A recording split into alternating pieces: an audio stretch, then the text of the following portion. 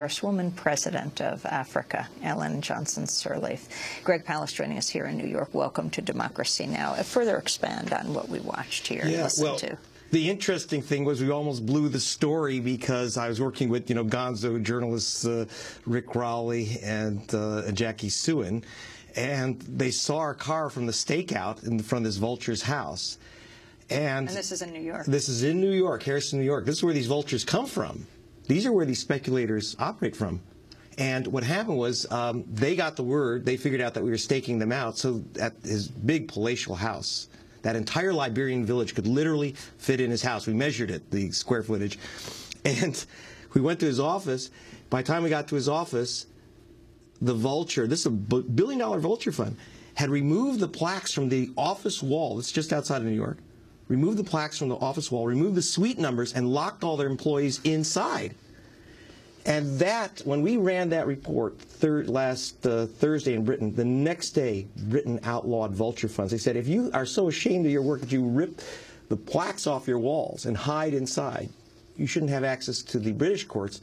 But then, of course, how come they have access to the U.S. courts? That's what we have to move on now.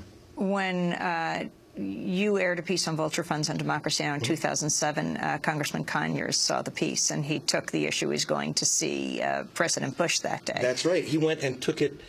Congressman Conyers and Payne saw the report on Democracy Now! And they went right from the report right into George Bush's office, in the Oval Office, and said, what is this stuff? What are these vultures who are basically sucking down and siphoning off the aid money meant for the poorest nations on the planet?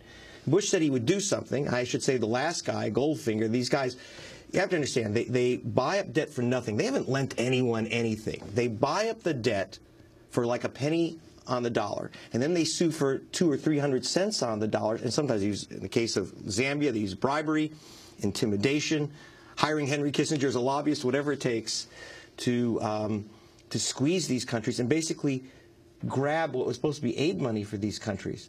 Now, Britain has outlawed this, saying that you cannot attack these poor countries. If there's a deal with the IMF, you have to go along with the deal. You cannot seize the aid money.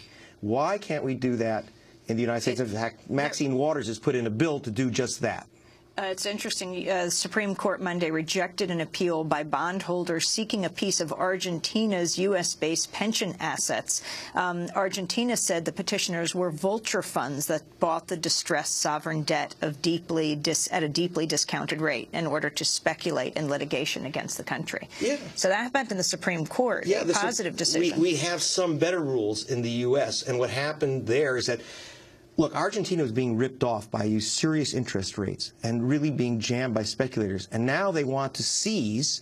Now these guys have taken the debt, bought it for pennies on the dollars, and want to seize literally the social security system of the nation of Chile. At least the U.S. Supreme Court, of Argentina. At least the Supreme Court has said no to that. We only have 30 seconds. What do you think President Obama should do? He has the right under the U.S. Constitution to say, you cannot use our courts. That's unique to the U.S. Constitution, nowhere else. He should put down the rule. You cannot rip off, you cannot steal our aid money that was supposed to go to the world's poorest nation, and then move on. The Waters bill, the anti-vulture bill. And that bill says? And that bill says that basically the British rule, which George Bush had rejected, which says you cannot collect more money than has been accepted by the other creditors and the IMF. No more vulture speculation. It can end. Greg Palast, thank you for joining us. That does it for our show. Website democracynow.org. I'm Amy Goodman. Thanks for joining us.